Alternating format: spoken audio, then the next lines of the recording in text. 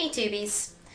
I've gotten a lot of messages lately concerning asking about Wicca, and a lot of people who are interested in practicing it and getting into it, knowing more about it.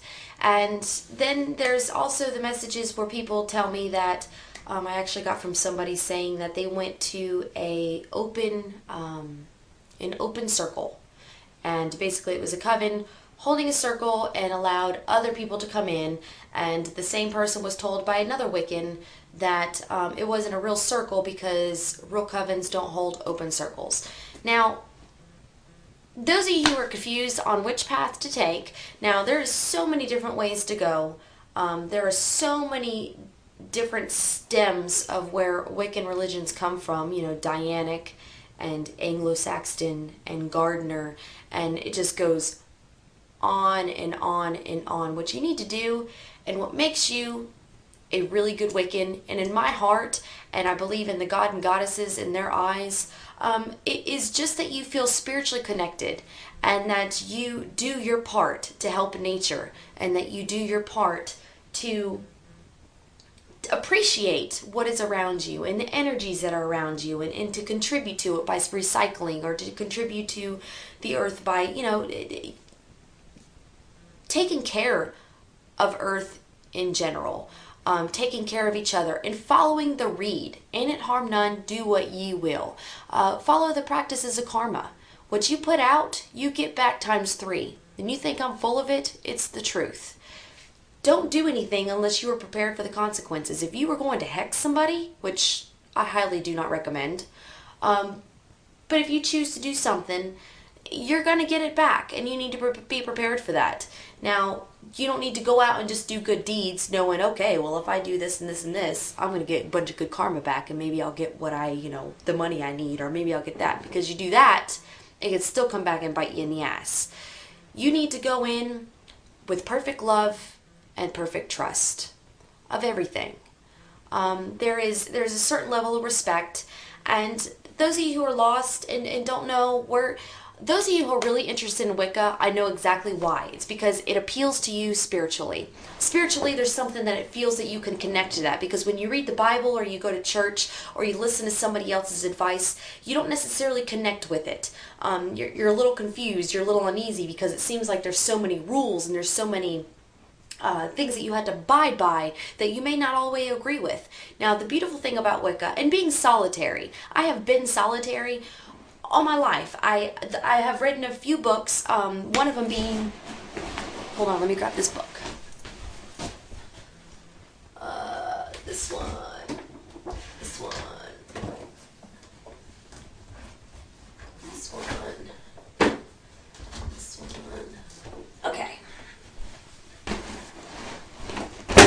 Okay, this book right here, Complete Book of Witchcraft by Raymond Buckland. Raymond Buckland is a highly respected, he is a highly respected person who he actually received initiation from Gerald Gardner himself. He is very, very respectful in all his views, but he does practice in a coven. And this book even goes over some of the coven rules. I don't want to say rules, but speculations and things that you may come across as far as initiation and certain things you may need to learn, and their rituals, and just the certain structures of the way they do things. Everything's listed, a priest and priestess, and then, all in a group doing a ritual, and which is great, but the disagreements I have in a coven is I feel that there shouldn't be, there's a priest and priestess that represent the god and the goddess, and to me, it doesn't connect me with spiritually. Having somebody, I don't think that it's right to have somebody that is above you when you're exercising your spirituality. I think that when you connect with nature and connect with God and the goddess themselves, I think you can do it on a more spiritual level when you're by yourself, or with a few close friends, but you're on the same plateau. That one is more so than the other. You know what I mean? Everybody's equal. And so, great book, but this is not where I stem my basis from. Now, There are going to be some Wiccans that may criticize me and say that I am wrong, and actually there is a few people who have told me, and even Blue Fire Witch refers to it as a fluffy bunny kind of magic. That is something I disagree with, because I don't feel that there is any certain way. If you read any solitary Wicca book, it tells you, do what feels right to you. There is no certain rule. There is no Quran. There is no Bible. There is not one rule book out there that says that you have to practice Wicca or paganism in any certain way, shape, or form. So you do what you feel is right. You take a whole bunch of different books and you combine them and you pull what you feel is right for you, because you may not be able to go out and afford all these tools, a wand and a fame and a dagger and a bowline and your mortal and pestle, and you may not be able to afford all of that. What if you're traveling? What if you have parents that don't let you practice Wicca and don't agree with it, and you can't have an altar out set up? It's okay. You can still practice and not have to have all the tools. It's all in here. And for you to cast a circle, or for you to need a wand or something, use your finger. It's just as powerful, if not more powerful, than you using a thing. So don't let anybody ever discourage you. Now, what you need to do in your core search journey of spirituality is to find yourself. You need to find that part of yourself and nurture that seed and make it grow and become part of the tree of life, where you grow your spirituality from the seed up, and it's going to take some time, and there's going to be some battles, and you're going to underestimate yourself, and you're going to question yourself constantly. Am I doing this right? I don't think I'm doing this right. Something doesn't feel right. You will know when it feels right, and you will know when you have hit it. All you got to do is just believe in yourself, and if you could do that, you can achieve anything, and I really mean that. Books for you who want to practice solitary or look into it, I highly recommend Wicca, the Solitary Practitioner by Scott Cunningham. There's also a book that goes after this called Living Wicca. I do have that one also. But this is a very, very, very great book to look at. Goes over the tools, goes over the god and the goddess, goes over a little bit of the beliefs, and as far as using your tools and chants and prayer and all of that. It's just a quick basic, so this is a good one to look at. Another one that's good to look at, which is one of my favorites, is The Solitary Witch, Book Shadows by Sybil Ravenwolf. This goes over the story of where basically the god and goddess stem from. This goes over different rituals that you can do by yourself, all the sabbats and esbits and different incenses and spells and things you can do for people who are away or in jail or, out in war, anything. So this is also a good one. Another one that's awesome that is by Sybil Ravenwolf also is To Ride a Silver Broomstick. So any of these books, read them. Read up on them, and they're all going to say a few things a little different, but they're also going to say, yes, 10 Wiccans a question, you're going to get 10 different answers, because that's the truth. There is no right or wrong way in specific guidelines when it comes to practicing Wicca. It's all about being in touch with your spirituality. Hence the reason why I have my Buddha. I'm not Buddhist, but this particular Buddha I have is the Buddha of Fortune, and like I said, it's a spell I've done when I was little, something that just kind of caught my attention. I've just been doing it ever since. So you do what you feel is right.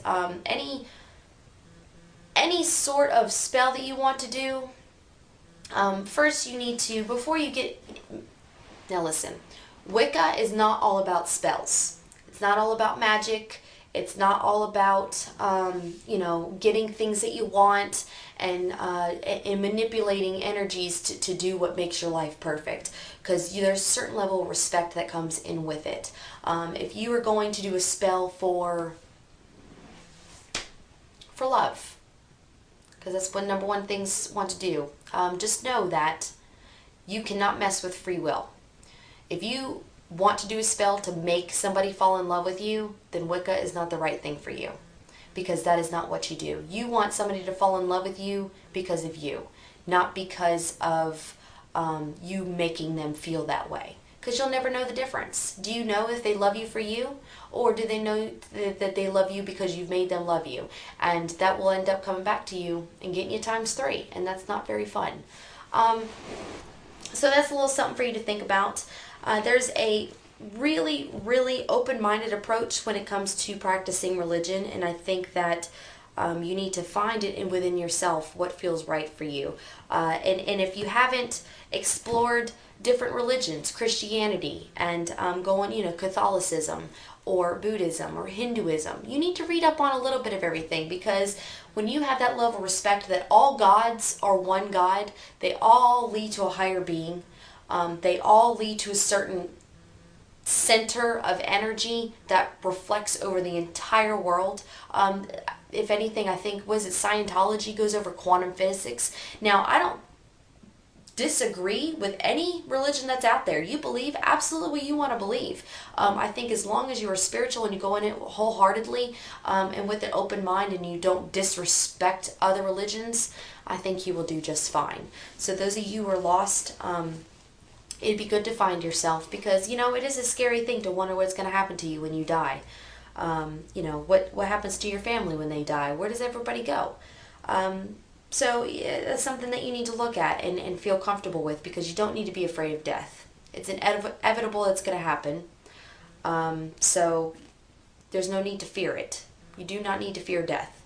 You need to, and you don't need to look forward to it either. You just need to know that it's coming and be comfortable with the fact. Be content with the fact that you might die one day, if not soon, or if not years from now. But just know that in your heart that you are at peace. And I think that is the #1 step that you can do.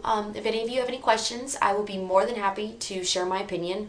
I am, by all means, I do not think that all my answers are right, if any of them are right, but they do work for me, and they have helped me develop into a very, very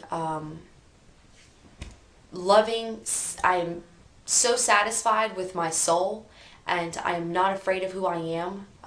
I used to be, and I used to not even know who I was. I would kind of go off of doing what everybody told me I should feel, and what I should do and what I shouldn't do, and how this is wrong and this is right. And I don't feel that anybody should have the right to tell you what is right or wrong.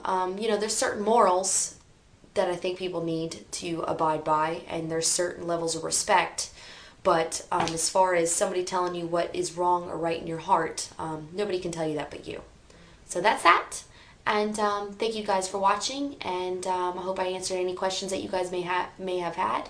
And other than that, you guys take care, and blessed be. Love you.